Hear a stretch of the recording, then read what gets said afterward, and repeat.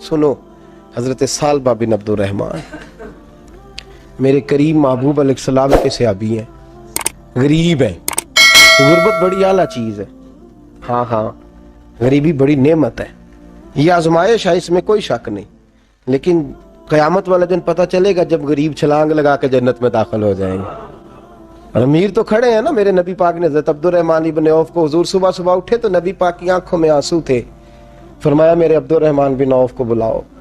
حضرت عبدالرحمن بن عوف آئے تو حضور نے سینے سے لگا لیا، نبی پاک کھول کے روئے، یا رسول اللہ حضور کیا ہوا؟ فرمایا عبدالرحمن رات میں نے خواب دیکھی ہے، سارے جنت میں چلے گئے، تو پیچھے رہ گیا، تو پیچھے رہ گیا، میں کھڑا تیرا انتظار کرتا رہا، میں تیرے بغیر جا نہیں سکتا تھا، پھر تو آیا ہے تو تیرا سارا وجود پسینے سے بھیگا ہوا تھا۔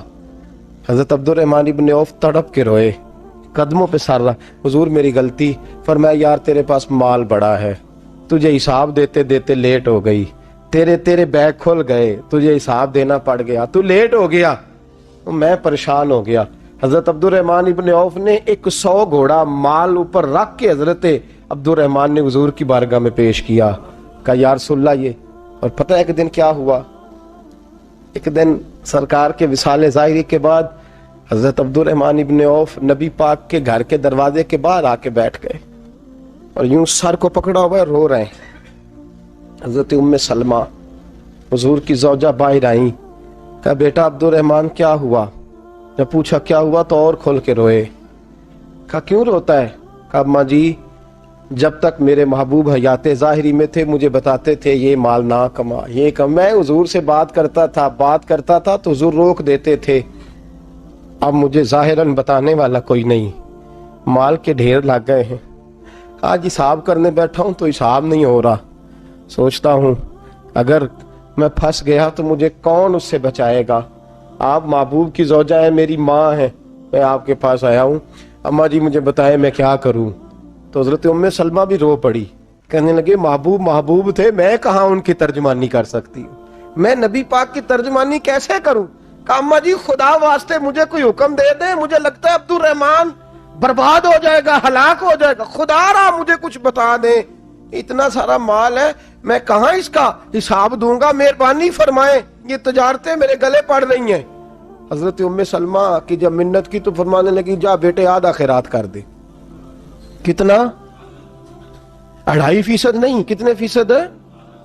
50%، 50%۔ حضرت عبدالرحمن ابن عوف گئے اور 50% خیرات کر کے کہنے لگے اماں میں نے 50% دے دیے، میں بچ جاؤں گا نا، میں بچ جاؤں گا، میں دے آیا ہوں آدھا۔ تو حضرت ام سلمہ فرمانے لگی میں نبی پاک کی بارگاہ میں سفارش کروں گی تیری، اور نبی پاک اللہ کی بارگاہ میں سفارش کرے صلی اللہ علیہ وسلم۔ حضرت سالبہ بن عبدالرحمن حضور دعا کر دیں، غریبی ہے، میرے نبی پاک نے فرمایا تجھی اس حال میں ہے بہتر ہے،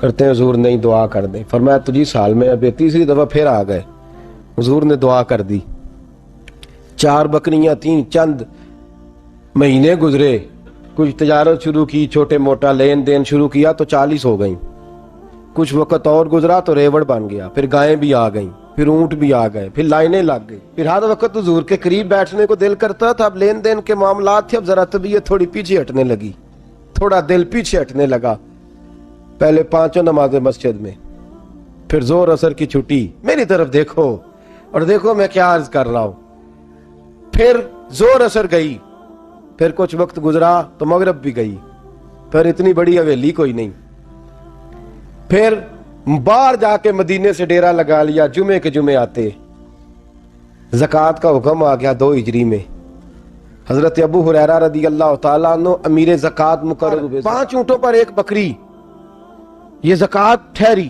اب جب گئے نا اونٹ گنے اور بکریاں گننے لگے، اوہو 1 کروڑ پہ 2.5 لاکھ کس نے دیا تھا؟ دعا کس نے فرمائی؟ اوہو اتنا، میرے پیسے بینک سے میسج آ جائے گا اتنے کم ہو گئے، اوہو بڑی مصیبت بنے گی، مجھے تو خوشی ہوتی ہے جب آتے ہیں تو اب یہ والا میسج بھی چلے گا کہ اتنے مائنس ہو گئے، توبہ توبہ، پریشانی لگ گئی، بڑی طبیعت، انکار نہیں کیا، کہنے لگے हुजूर से जाके अर्ज करना मैं खुद आऊंगा, और जहां महबूबियत हो वहां इतने लफ्ज भी बेअदबी हैं, वहां ठहर जाओ, सोचता हूं, समझता हूं, गौर करता हूं, ये जुमले भी वहां तौहीन होते हैं। महबूब हो और वहां इंसान सोच समझ की बात करे, वहां इंसान, बाबा बुल्ले शाह साहब ने कहा, अकल आख दी झुग्गे नू साम के रख, इश्क आख दे बाल के सेकना चाहिए है। कहा जाके कहना मैं आऊंगा। सबकी ज़कात ले आए, दरे रसूल पे आए। हुजूर ने फरमाया पहले सालबा की बात बताओ। पता था ना पहले साल। हुजूर उसने कहा था मैं आऊंगा। हज़रत अबू हुरैरा कहते हैं नबी पाक ने ठंडी आह भरी, आह ठंडी। फरमाया हलाक हो गया। उसको कहा था ना इस चक्कर में पड़, हलाक हो गया, हलाक। हज़रत अबू हुरैरा फरमाते हैं दो बारीक बारीक आंसुओं के कतरे भी मैंने महबूब की आंखों में देखे। अपना है ना तो दुख हुआ, यार मेरा अपना था, हलाक ही हो गया है, किधर चला गया है। उनको भी बाद में ख्याल आया, ओहो मैं तो गरीब था, ये आया किधर से था, मैं तो गुलामी रसूल में आता गया तो रब मेरी इज्जतें बढ़ाता गया, ये मैं किस चक्कर में पड़ गया। आए, लाइनें बकरियों की लाए, हाजिर की। हुजूर वो मैंने कहा था हज़रत अबू हुरैरा से मैं खुद आऊंगा, हुजूर मैं खुद लाया हूं। फरमाया महबूब ने मुझे तो ना बता, मैं तो समझता हूं, मैंने कहा था तो मैं आ गया हूं। फरमाया चल उठा, दौड़ जा, ले जा। हज़रत अबू हुरैरा फरमाते इनकार महबूब ने सालबा को किया, लेकिन आंसू अबू बकर सिद्दीक के भी निकल गए। फरमाते दर्द उस्मान गनी को भी होने लगा, तड़प मौला अली भी गए। फरमाया जा ले जा, नहीं चाहिए तेरे पैसे। फरमाते हैं सालबा ने हाथ बांधे, कहा महबूबा गलती हो गई, हुजूर मुझे। फरमाया तुझे कहा ना तेरे नहीं चाहिए, निकल जा। हज़रत अबू हुरैरा फरमाते हैं जब नबी पाक ने रुख फेरा तो सहाबा की जुबानों पे भी जारी हो गया, ये तो हलाक हो गया। कहते हैं मदीने में कहत पड़ गया। महबूब ने फरमाया बिलाल तू भी आज ला। एक खुश्क छुआरा हजरत बिलाल का कबूल हो गया, लेकिन सालबा लाइनें लगी या माल की। फरमाया जा ले जा, तेरा कबूल नहीं है। फरमाते तड़पते रहे सारी जिंदगी और माल को देख देख के आहें भरते रहे, लेकिन करीम ने इस तजारत को कबूल। हजरत अबू बकर सिद्दीक के पास आए, सरकार के विसाल हुजूर कबूल फरमा लें। फरमाया सारी दुनिया का कबूल है, जिसका मेरे नबी ने कबूल नहीं फरमाया मैं कैसे कबूल कर लूं। हजरत उमर फारूक के पास आए, फरमाया ना तेरा कबूल नहीं। हजरत उस्मान के जमाने में विसाल हो गया।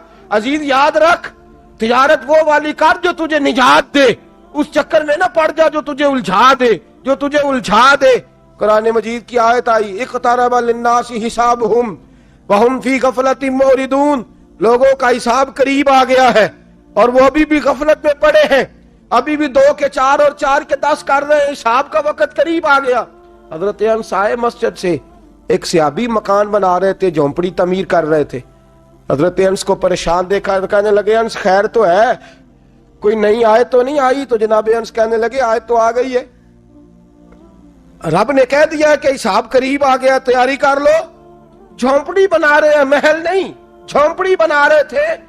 अभी दीवार कच्ची मुकम्मल नहीं हुई थी, हाथ झाड़ दिए सहाबी ने। इधर रुख फेरा तो हजरत अनस कहने लगे कहां जा रहे हो।